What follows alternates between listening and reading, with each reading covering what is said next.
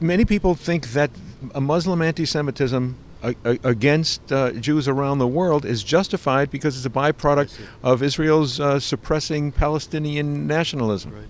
So I think there's a tendency in the West to blame the victim. So when women were raped, the judge used to ask, why was the victim of the crime at the scene? What was she doing? How was she behaving? What was she wearing?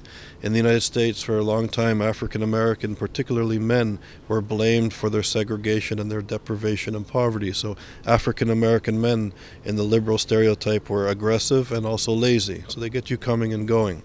So to blame Jews for anti-Semitism is insidious. I think we need to study the ideology of political Islam and how they have taken literally Nazi European ideology and fused it as a central component, as a core component of their ideology. So anybody who blames Israel or the victim of anti-Semitism for anti-Semitism is disingenuous or just really not educated on the issues. And we think we need to understand this ideology in a serious manner, because now it's not just affecting the Jews. As Elie Wiesel said, anti-Semitism begins with Jews, but it never ends with Jews.